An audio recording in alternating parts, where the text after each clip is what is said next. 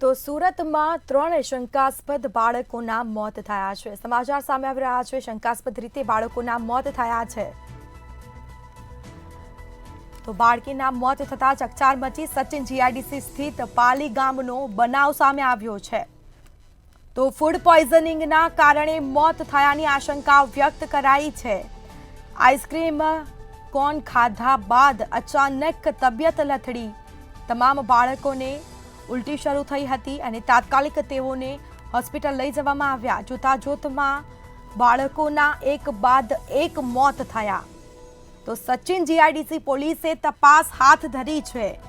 આ મામલે તપાસ થશે। બાળકોના મોતથી પરિવાર શોકમાં ગરકાવ થયો છે। તો 3 બાળકોના શંકાસ્પદ મોત થયા છે। ફૂડ પોઈઝનિંગના કારણે મોત થયાની આશંકા વ્યક્ત કરાઈ છે।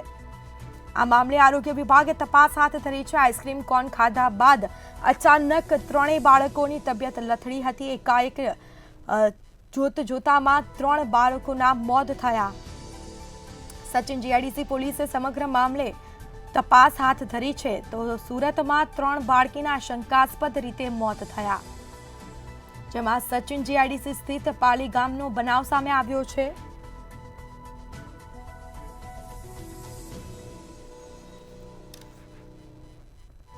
તો આ મામલે તપાસ થશે।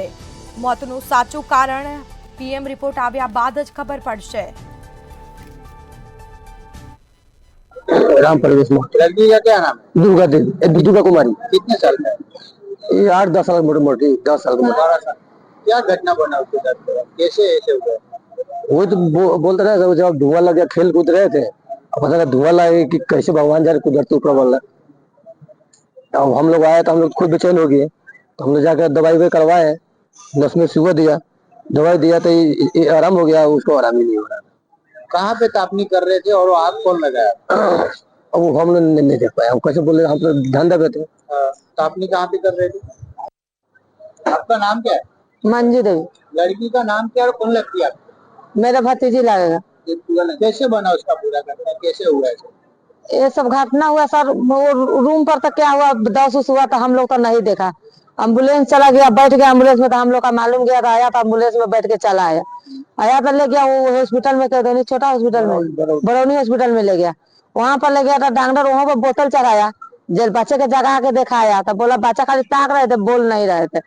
तो बोला यहाँ पर बच्चा का डॉक्टर नहीं है, लेके वहाँ जाओ, नवसारी जाओ, मैं फोन कर दे रहा हूँ।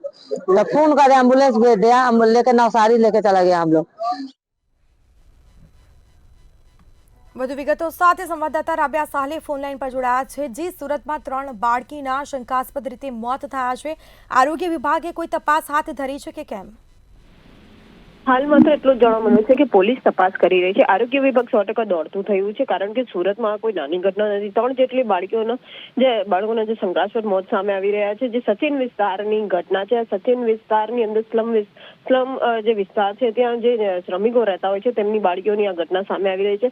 સચિન જીઆઈડીસી સ્થિત જે પાલી ગામ છે, આ પાલી ગામનો બનાવ સામે આવ્યો છે। ફૂડ પોઈઝનિંગને કારણે મોત થયું હોવાની આશંકા વ્યક્ત કરવામાં આવી રહી છે।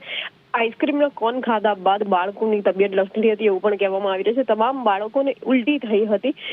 જોતામાં બાળકોના એક બાદ એક જે મોત થયા હતા તેને લઈને પોલીસ પણ દોડતી થઈ હતી। ત્યારે મૃતકોના જે નામ સામે આવી રહ્યા છે એ નામ દુઃખ કુમારી મહંતો અને અમિતા મહંતો, અનિતા કુમારી મહંતો, આમ કરીને જે બાળકો સામે આવી રહ્યા છે એ સચિનના પાલી ગામના છે।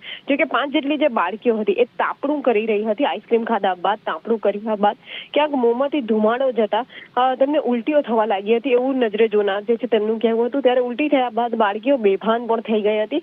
જો કે હાલ સુધી મોતનું સાચું કારણ જાણવા નથી મળ્યું, પરંતુ પોલીસ પણ આ નાના બાળકોના મોતથી દોડતી થઈ ગઈ હતી। તો મોતનું સાચું કારણ જાણવા માટે હજી પીએમની જે પ્રક્રિયા છે એ હાથ ધરવામાં છે। હવે જ્યારે પીએમનો રિપોર્ટ આવશે ત્યારબાદ જ સ્પષ્ટ કહી શકાય છે કે બાળકીઓને ખાવાના કારણે થઈ કે આસપાસ કોઈ કેમિકલ જે હતું એના કારણે બાળકીઓને મોત થઈ। પીએમ રિપોર્ટની આતુરતાથી રાહ જોવામાં આવી રહી છે અને ત્યારબાદ જ પોલીસ દ્વારા જે છે કાર્યવાહી હાથ ધરવામાં આવશે। જી બિલકુલથી તમામ જાણકારી આપવા બદલ આપનો આભાર। તો ફૂડ પોઈઝનિંગની જે ઘટના બની, જેમાં 3 બાળકીના મોત થયા છે। એકાએક બાળકીના મોતથી પરિવાર પર આભ ફાટ્યું હોય તેવી પરિસ્થિતિ સર્જાઈ છે, પરંતુ તંત્ર દ્વારા તપાસ કરવામાં આવશે કે કેમ તે એક મોટો સવાલ છે।